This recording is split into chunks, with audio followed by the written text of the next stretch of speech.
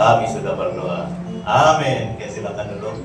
Tuhan berkati para hamba Tuhan yang sudah melayani kita pada pagi ini, yang telah membawa kita menyembah Tuhan, dan itu merupakan satu pelayanan yang perlu dalam kehidupan kita untuk membawa kita sama-sama mengarahkan hati kita pada Tuhan.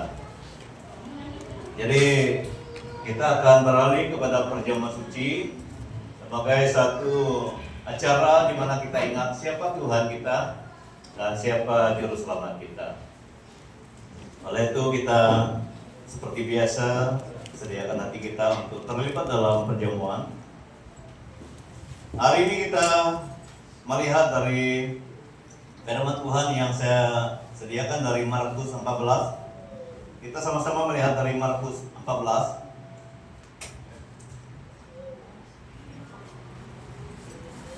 Satu acara yang pernah dilakukan oleh Tuhan Yesus. Markus 14 ayat 22 sampai yang ke-25. Mari kita sama-sama mendengar dan membaca bagian ini. Markus 14 ayat 22 sampai 25. Firman Tuhan berkata demikian. Dan ketika Yesus dan murid-muridnya sedang makan, Yesus mengambil roti, mengucap berkat, memecah-mecahkannya, lalu memberikannya kepada mereka dan berkata, "Ambillah, inilah tubuhku." Sesudah itu ia mengambil cawan, mengucap syukur, lalu memberikannya kepada mereka, dan mereka semuanya minum dari cawan itu. Dan ia berkata kepada mereka, "Inilah darahku, darah perjanjian yang ditumpahkan bagi banyak orang. Aku berkata kepadamu, sesungguhnya aku tidak akan minum lagi hasil pokok anggur sampai pada hari aku meminumnya, yaitu yang baru dalam kerajaan Allah." Jadi waktu roti dan air diedarkan di tengah-tengah kita yang sudah terima Tuhan baptis dalam nama Tuhan, dipersilakan untuk terlibat di dalam perjamuan ini. Pegang dulu, kita akan makan dan minum bersama-sama.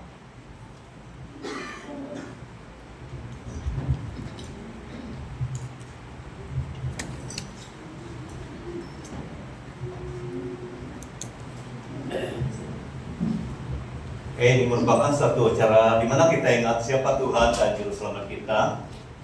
Hanya Dialah Tuhan dan yang telah menyelamatkan kita daripada belenggu dosa.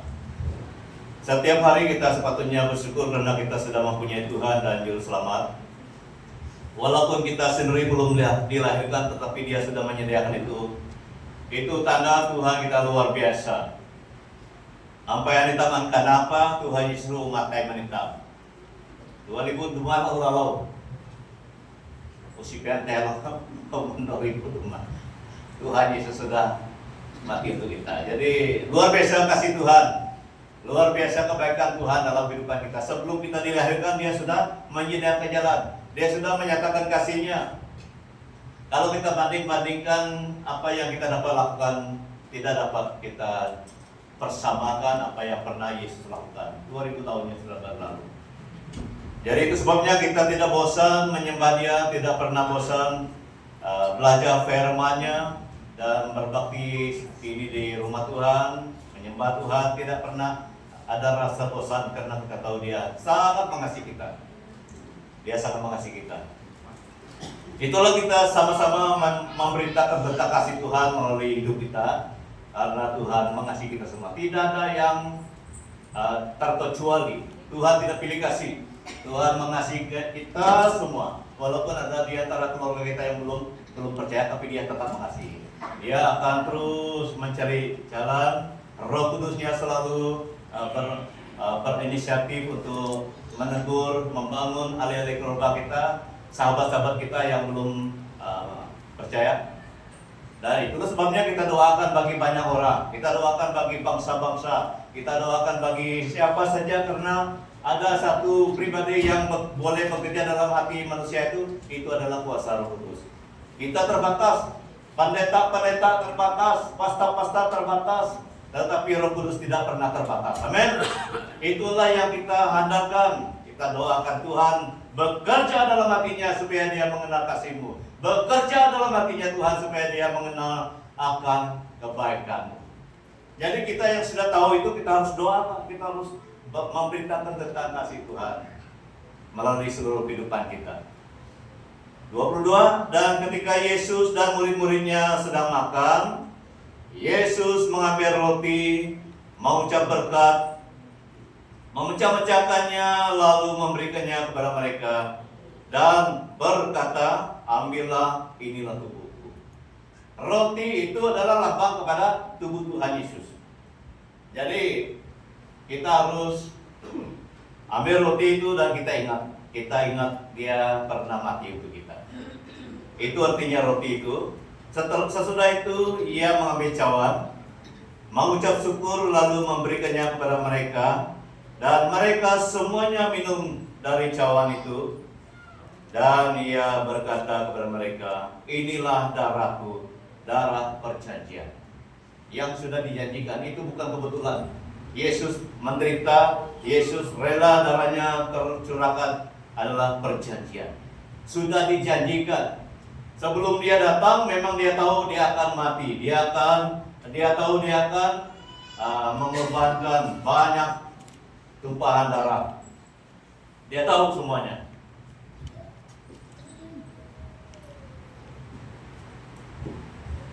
Dia sangat sadar bahwa dia melakukannya untuk kita. Dia melakukannya untuk kita. Jadi itu sebabnya kita tidak boleh berhenti mengucap syukur kepada Tuhan, karena dia sudah rela darahnya yang murni, darahnya yang maha kudus, rela dipersembahkan. Karena itulah satu-satunya cara kita diselamatkan. Tidak ada jalan lain. Tidak ada jalan lain. Hanya dengan penumpahan darah, hanya dengan kematian Yesus, kita dapat diselamatkan. Jadi inilah yang harus kita simpan dalam hati kita. Kita harus simpan dalam hati. Jangan kita lupa.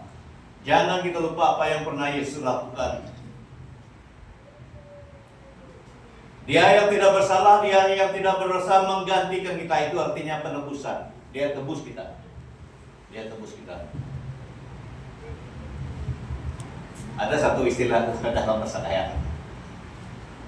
Itu kalau saya tidak ada uang, saya bawa tawak saya. Ini masih ada budaya itu dulu lah, tapi sekarang tidak. Dulu waktu ekonomi kita memang jauh. Kalau anak dia mau pergi sekolah, dia ambil tawak, dia ambil kunga, dia bagi pada orang yang ada uang. Ya, saya bagi kamu ini, saya akan ambil balik kalau saya ada uang. Itu juga satu macam gambaran pada tebusan. Apabila dia sudah ada uang, berapa ringgit yang dia minta daripada orang itu, dia akan beri lagi. Dia boleh ambil tawak, dia boleh ambil gong dia. Yesus seperti itu. Sebenarnya kita ini yang dihukum, tetapi dia menggantikan kita supaya kita lepas. Tidak perlu hukum lagi, tidak perlu mati lagi. Saya yang mati untuk kamu. Itu artinya penebusan. Dia menggantikan kita. Oleh karena ada pribadi yang maha kudus, yang maha kuasa, yang sempurna, pernah menggantikan kita. Itu sebabnya kita tidak boleh lupa kasih Tuhan.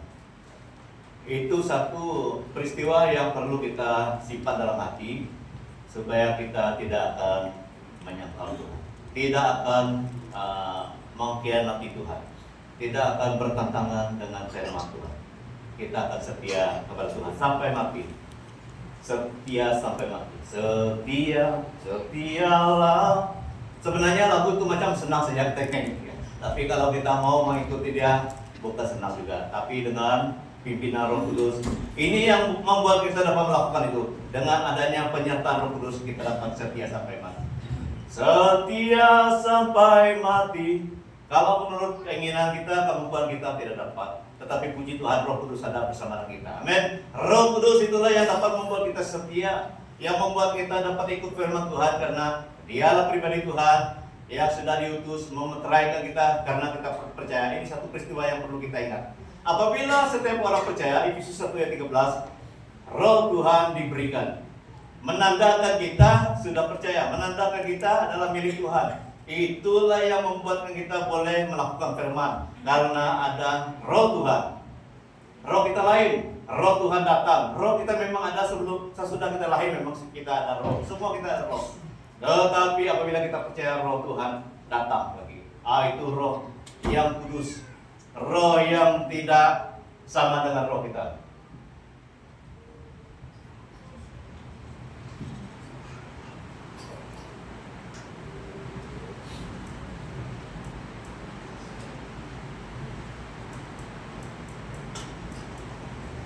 Mari kita berdiri bersama-sama di hadapan Tuhan. Kita pegang roti kita di sebelah kanan, di sebelah mana saja, Pak.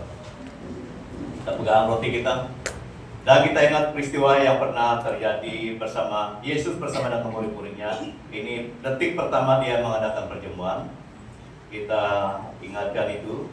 Lalu Yesus memecah-mecahkan roti dan memberikannya kepada mereka. Makanlah kamu semua dari roti ini. Mari kita makan bersama.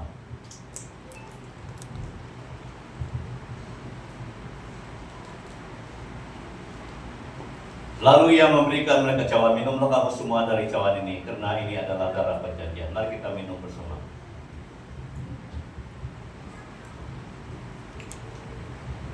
Kita marahkan hati kita pada Tuhan. Tuhan, sebelum kami dilahirkan, Engkau sudah menyatakan kasih-Mu kepada kami, menyediakan jalan bagi kami. Diri-Mu sendiri Kau persembahkan di kayu salib. Tubuh dan darah-Mu Engkau korbankan menjadi penebusan, menebus kami. Roti ini adalah lambang kepada tubuh-Mu dan air ini adalah lambang kepada darah-Mu. Engkau rela ya Tuhan berkorban bagi kami untuk menyelamatkan kami. Pakai kami semua untuk menjadi alat-Mu. Di dalam nama Tuhan Yesus Kristus kami sudah berdoa. Amin. Oke, silakan duduk, Tuhan berkati kita semua.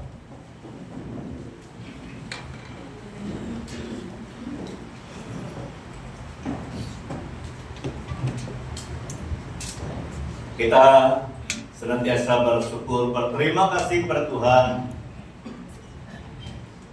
karena Tuhan terlalu baik dalam kehidupan kita. Walaupun semua kita, termasuk saya, adalah orang yang jauh daripada Tuhan dulu, tetapi itu pengalaman yang dulu. Kita tidak boleh menoleh ke belakang, kita harus melihat ke depan. Banyak orang yang mau melemah-lemahkan kita dengan pengalaman dulu. Tidak perlu lemah, tidak perlu kurang semangat. Kamu katakan kepada dia, itu pengalaman dulu, saya sudah tinggalkan, lama saya sudah tinggalkan itu. Sekarang saya memandang apa yang Tuhan nyatakan dalam kehidupan saya. Kita harus berkata seperti itu. Kita harus cari jalan untuk menguatkan diri kita sendiri. Tidak perlu lemah semangat dengan apa yang pengalaman dulu kita. Semua kita ada pengalaman dulu. Pengalaman gelap, semua ada. Roma 3 ayat 23, tidak ada seorang pun yang berbuat benar. Semua kita dalam ikatan dosa dulu, tapi itu sudah kita tinggalkan. Sekarang kita sudah di dalam kehidupan yang baru, ciptaan baru. Semalam kita sudah membaptis 6 orang, karena itu adalah keputusan mereka masing-masing, itu adalah perjalanan mereka masing-masing. Dan kita tidak ada hak untuk mengatur mereka. Mereka harus percaya Tuhan yang mengatur hidup mereka dari hari ke hari. Jadi dalam bulan Mei ini, bulan 5, kita akan belajar satu topik yang saya sudah sediakan, terlibat dalam rencana Tuhan. Sesudah kita diselamatkan, kita harus membuat satu keputusan. Tuhan, saya mau terlibat dalam perencanaan-Mu. Next. Coba sambungnya, kita disambung. Oke. Ini merupakan satu yang perlu kita pikirkan. Karena saya sudah diselamatkan oleh Tuhan. Tuhan menyelamatkan saya bukan hanya begitu saja, tapi kita harus terlibat. Kita harus terlibat dalam rencana Tuhan. Rencana Tuhan itu sangat indah dalam kehidupan kita. Semua kita yang pernah diselamatkan, yang sudah diselamatkan, harus mempunyai satu keputusan, satu komitmen. Tuhan, Engkau sudah menyelamatkan saya harus terlibat dalam rencana-Mu. Cara Tuhan memakai kita dalam rencananya tidak sama. Kadang-kadang cara kami pesta-pesta dipakai Tuhan juga tidak sama. Majelis gereja dipakai Tuhan juga kadang-kadang tidak sama. Tapi ada saja cara Tuhan memakai kita kalau kita mau terlibat dalam rencana Tuhan. Jadi pada hari ini saya akan membawa kita belajar dari Filipi 1 ayat 23 sampai 30 untuk mendorong kita terlibat dalam rencana Tuhan. Saya mau kita belajar dari Filipi 1 23 sampai 30. Firman Tuhan berkata demikian, hanya hendaklah hidupmu berpadanan dengan Injil Kristus, supaya apabila aku datang, aku melihat, kata Rasul Paulus, dan apabila aku tidak datang, aku mendengar bahwa kamu teguh berdiri dalam satu roh dan sehati sejiwa berjuang untuk iman yang timbul. Iman yang timbul, kita perhatikan, iman yang timbul dari berita Injil. Dari berita Injil itulah iman kita timbul dalam hati kita, dengan tiada digetarkan sedikit pun oleh lawanmu. Bagi mereka semuanya itu adalah tanda kebinasaan, tetapi bagi kamu tanda keselamatan. Dan itu datangnya dari Allah ataupun Yahweh, Tuhan Allah kita. Sebab kepada kamu dikaruniakan bukan saja untuk percaya kepada Kristus, melainkan juga untuk menderita untuk Dia dalam pergumulan yang sama seperti yang dulu kamu lihat padaku, kata Paulus, dan yang sekarang kamu dengar tentang aku. Ini adalah dorongan Rasul Paulus kepada jemaat di Filipi. Dia mendorong mereka supaya mereka juga terus semangat dalam Tuhan. Dan bukan hanya jemaat Filipi, tapi kita juga jemaat Tuhan hari ini. Karena kita juga adalah orang yang percaya kepada Tuhan Yesus. Perlu ada sesuatu yang mendorong kita, yang membuat kita mau terlibat dalam rencana Tuhan. Karena rencana Tuhan itu milik Tuhan, bukan milik pastor, bukan milik pusat, bukan milik daerah. Rencana Tuhan itu milik Tuhan Yesus. Kita perlu ada semangat, ada tekad ataupun keputusan, saya mau. Jadi saya ulangi lagi, karena Tuhan sudah menyelamatkan kita semua, kita perlu terlibat. Tuhan mau kita terlibat dalam rencana Tuhan. Puji Tuhan lah, karena menjadi kerja bersama dengan Bapak Konsulat sudah berurusan dengan pemilik tempat ini untuk kita menyembah Tuhan, melayani Tuhan bersama. Jadi oleh karena mereka berusaha, betul-betul berusaha mencari jalan, kita harus sokong mereka dengan sepenuh hati. Kalau mereka sendiri tidak dapat juga untuk meneruskan tempat ini. Jadi kita sebagai anggota gereja yang sudah daftar dalam biaya kasih karunia, kita harus terlibat sama. Kita mampu, karena pelayanan biaya kasih karunia itu adalah milik Tuhan, bukan milik pusat. Sebenarnya milik Tuhan Yesus. Kita mampu terlibat dalam rencana Tuhan. Dalam rencana Tuhan, kita sejak program, kelompok sel, persekutuan doa, kebaktian mingguan dan sebagainya, kita akan mampu terlibat, saudara, karena kita sadar bahwa Tuhan terlalu baik, sudah menyelamatkan kita. Jadi ingat tema ini tema pertama, berarti ini mampu terlibat dalam rencana Tuhan. Jadi minggu depan ada pokok kita, saya tidak tahu apa yang dia ceritakan, tapi apabila saya cerita firman Tuhan bulan ini, saya akan ceritakan kita harus terlibat dalam rencana Tuhan. Karena kita sudah mengalami kebaikan Tuhan, kasih Tuhan. Ada 3 perkara yang perlu kita perhatikan untuk mampukan kita terlibat. Yang pertama, apabila kita mau terlibat dalam rencana Tuhan, kita harus hidup berpadanan dengan Injil Kristus. Ini yang sangat penting. Kalau kita mau terlibat dalam rencana Tuhan, hidup kita harus sama berpadanan dengan Injil Kristus. Hanya hendaklah hidupmu berpadanan dengan Injil Kristus, supaya apabila aku datang, aku melihat, kata Paulus, dan apabila aku tidak datang, aku mendengar. Dari jauh sana aku mendengar, kata Paulus, bahwa kamu teguh berdiri dalam satu roh dan sehati sejiwa berjuang untuk iman yang timbul dari berita Injil. Iman jemaat Tuhan sama-sama timbul dari berita Injil, bukan daripada pendeta-pendeta, bukan daripada Rasul Paulus, bukan daripada Rasul Petrus, tidak. Iman jemaat Tuhan sama-sama timbul daripada berita Injil itu. Jadi apabila iman kita timbul daripada berita Injil itu, barulah kita ada kekuatan untuk berpadanan dengan Injil itu sama dengan apa yang diceritakan dalam Injil Kristus. Ini yang membuat kita dapat terlibat dalam rencana Tuhan. Hidup kita berpadanan dengan Injil Kristus. Kalau kita melihat Paulus, pengalaman dia katakan, celakalah aku jika aku tidak memberitakan Injil. Karena seluruh hidupnya sudah diselamatkan oleh berita Injil itu. Jadi demikian juga kita saudara, kita tidak semestinya bawa khotbah. Saya sudah berkali-kali katakan, kita harus menceritakan apa kebenaran firman yang kita pernah belajar di sekolah minggu, di muda-mudi, di mana-mana. Karena dari firman itulah kita diselamatkan, dari firman itulah kita ada iman, dari Injil itulah kita mengenal siapa Tuhan dan Juru Selamat kita. Jadi saya melihat kita di sini ada yang bekerja dengan company, ada yang bekerja dengan kerjaan, ada yang berbisnis sendiri, ada yang berkebun sendiri dan sebagainya. Tetapi yang pasti di mana-mana kita harus hidup berpadanan dengan Injil itu. Sama dengan Injil itu. Sama dengan Injil. Jadi ada satu kawan saya pernah pergi salon, gunting rambut. Ini tahun 2000, kurang lebih 2001 ataupun 2002 begitu. Kawan saya ini adalah seorang pastor, tetapi dia mengenal banyak majelis gereja. Dia pergi ke salon itu, kata ini cerita dari dia, ini real di Miri ini.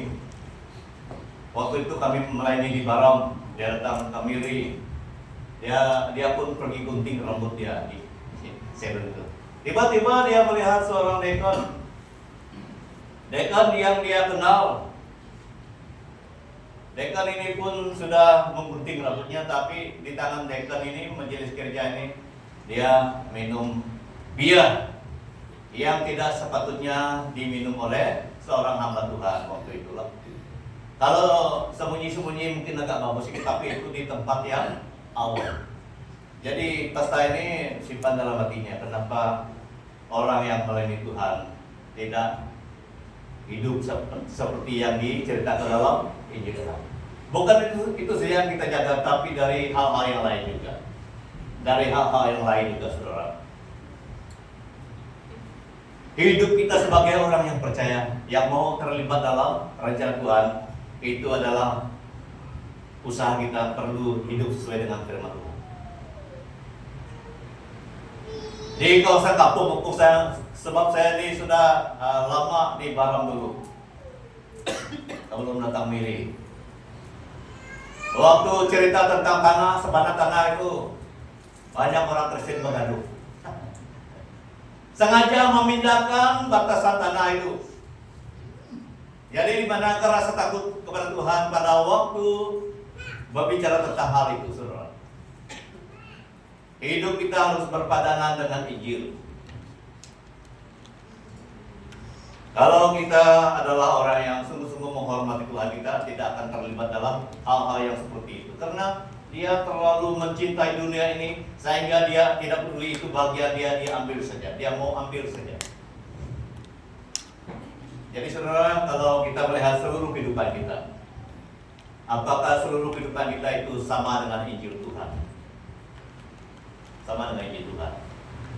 Jadi untuk menjadi seorang yang boleh terlibat dalam rencana Tuhan itu, hidup kita harus sama dengan Injil. Bukan kami pastor-pastor saja, bukan majelis gereja saja, semua orang Kristen, semua orang percaya, semua orang percaya.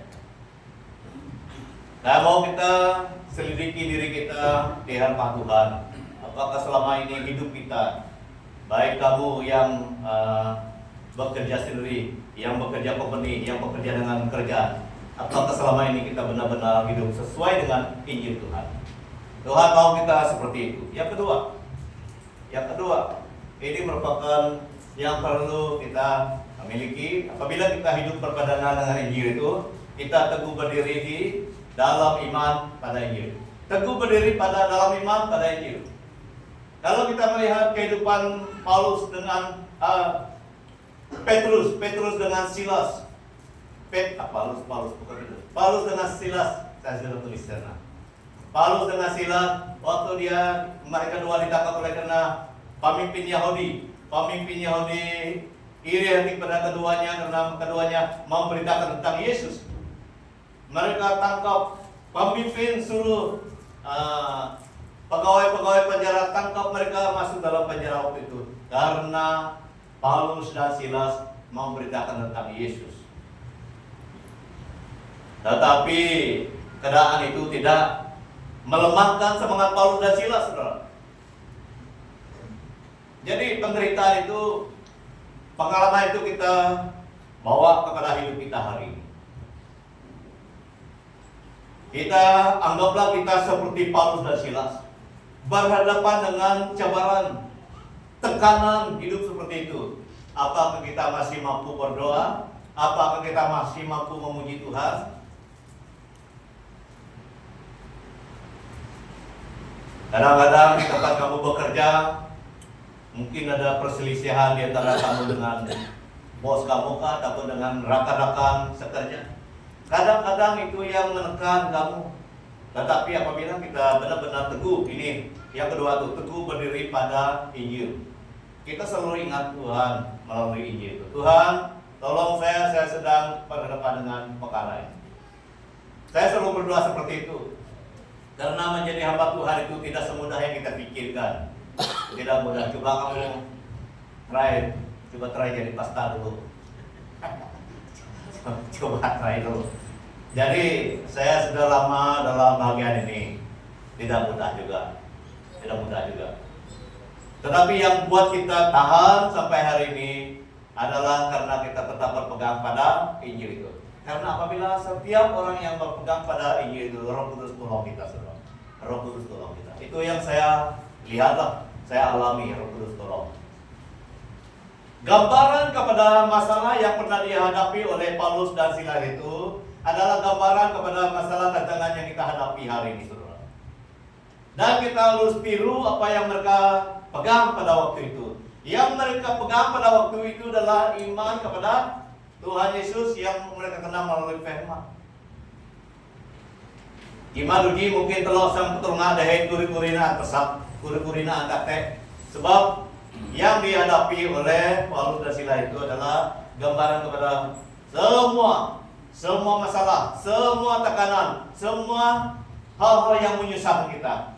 Tetapi harus kita berpegang kepada apa yang pernah mereka pegang dulu. Kita harus berpegang kepada kebenaran firman Tuhan. Kita harus percaya kepada Yesus. Dengan perantara Roh Kudusnya dapat menolong kita. Amin. Dapat menolong kita. Jadi ini sebenarnya berita baik untuk kita semua. Apabila kita teguh berdiri di atas Injil Tuhan itu, iman kita. Iman artinya kita sungguh-sungguh percaya, bergantung penuh pada apa yang diceritakan oleh Injil itu. Apa saja yang diceritakan oleh dalam Injil itu kita percaya. Itu iman. Dalam segala perkara yang diceritakan dalam firman Tuhan, kita percaya, itu iman. Kadang-kadang dalam firman Tuhan katakan jangan membalas kejahatan dan kejahatan. Tetapi kita masih ragu-ragu dan kita tidak setuju. Kenapa firman Tuhan katakan jangan membalas kejahatan dan kejahatan, sedangkan dia itu jahat dengan saya? Dia itu mencuri buah saya. Tidak patut saya mau balas dia dengan kebaikan. Semua kita ada pengalaman itu, termasuk saya sendiri. Tidak mudah kita mau tidak marah. Kalau orang melakukan kejahatan kita tidak mudah, tapi kita harus berdiam. Tuhan tolong saya. Ini yang saya lakukan bersama dengan istri. Kita semua pun harus melakukan. Diam dulu, jangan bertindak. Apabila kita dikhianati, apabila orang membuat kejahatan kepada kita, melakukan kejahatan kita, ketidakadilan kepada kita diam dulu. Lebih baik kita berdoa. Saudara. Apabila kita berdoa, Tuhan tolong saya. Karena apabila kita terus jalan, memang lain itu. Karena apabila kita terus jalan, kita tidak akan dapat ikut firman. Kita tidak perlu, jangan membalas kejahatan itu kejahatan itu. Memang kita mau membalas kejahatan itu. Jadi apabila kita teguh berdiri pada Injil, kita harus ikut. Walaupun itu memang susah bagi kita. Namanya lagi yang kita perlu praktikkan, saudara. Lebih baik kita diam dulu, kita perhatikan Tuhan, tolong saya supaya saya tetap berdiri pada Injilmu. Kalau ikut hati saya Tuhan, memang lebih baik kita terus terang. Saya suka terus terang. Lebih baik kita terus terang di depan Tuhan. Tuhan, kalau menurut kemampuan saya tidak dapat saya, tetapi tolong saya. Yang kedua, bagaimana kita boleh terlibat dalam rencana Tuhan? Selain daripada kita hidup berpadanan dengan Injil, kita harus yakin. Kita harus yakin tetap dalam Injil keselamatan. 28. Dengan tiada digentarkan sedikit pun oleh lawanmu. Bagi mereka semuanya itu adalah tanda kebinasaan. Tetapi bagi kamu tanda keselamatan. Dan itu datangnya daripada Allah. Kita harus ada keyakinan yang teguh pada apa yang diceritakan oleh Injil. Karena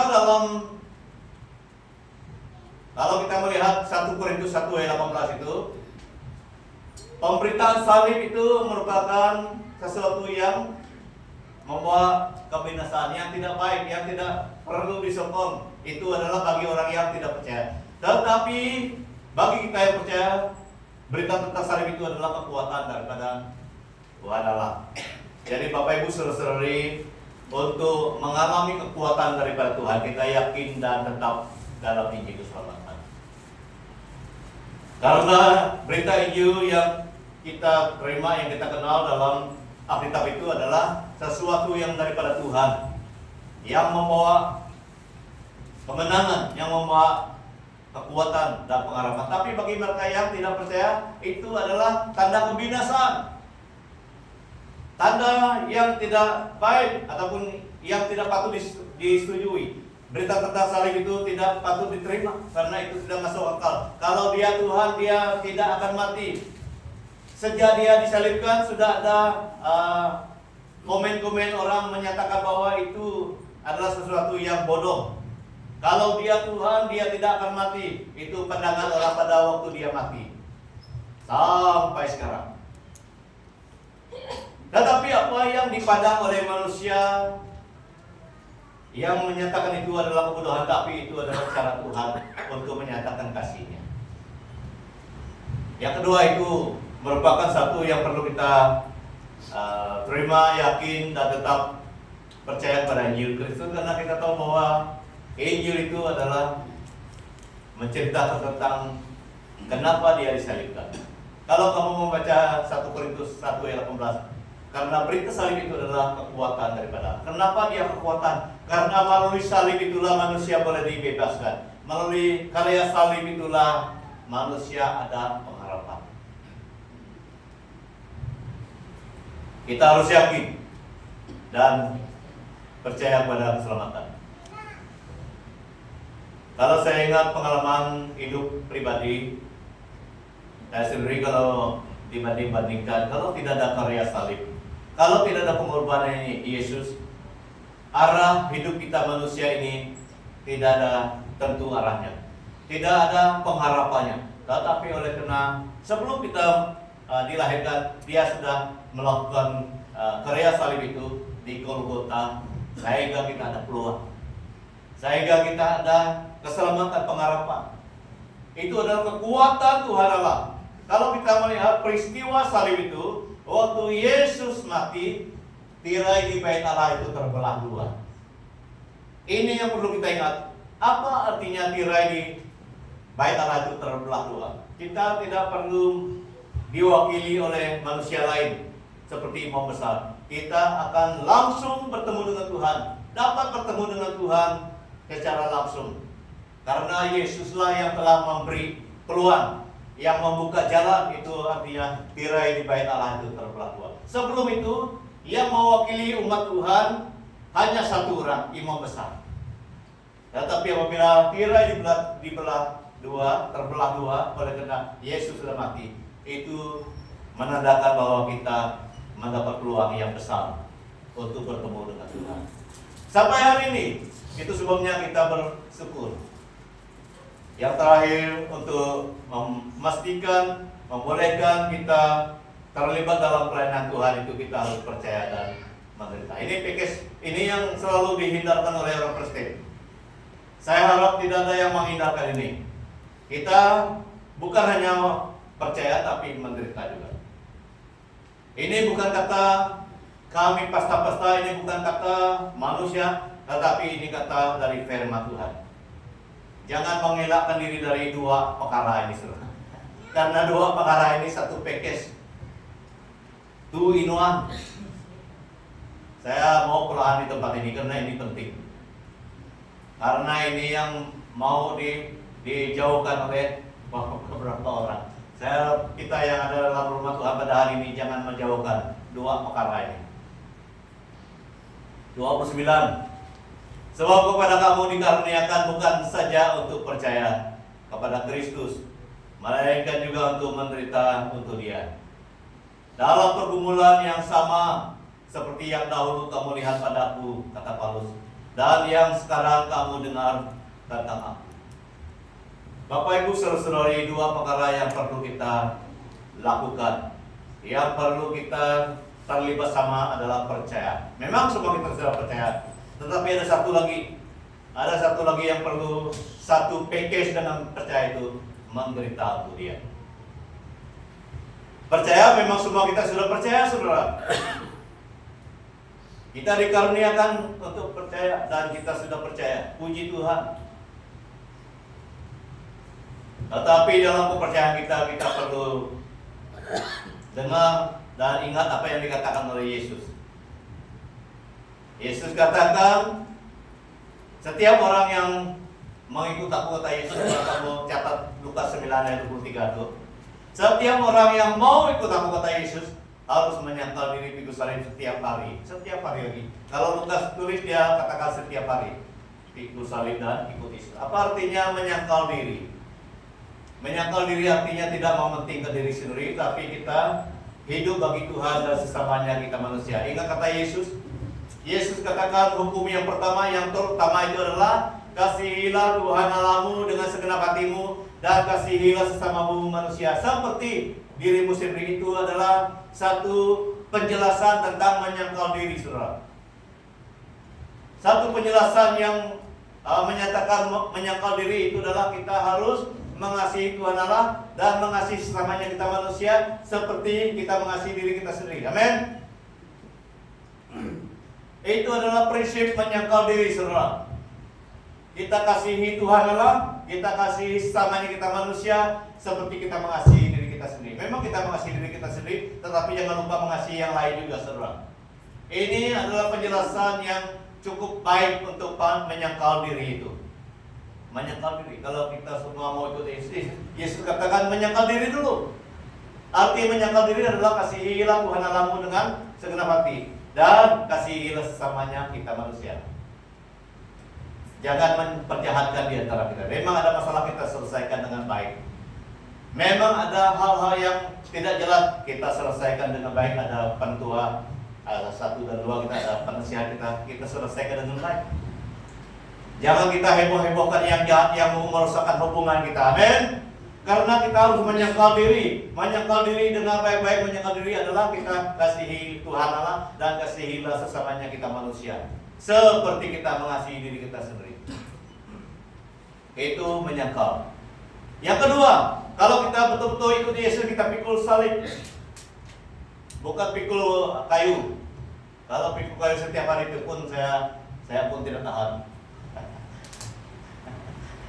Itu bukan pikul kayu, tetapi kenakan hidup baru sebenarnya, kenakan hidup baru.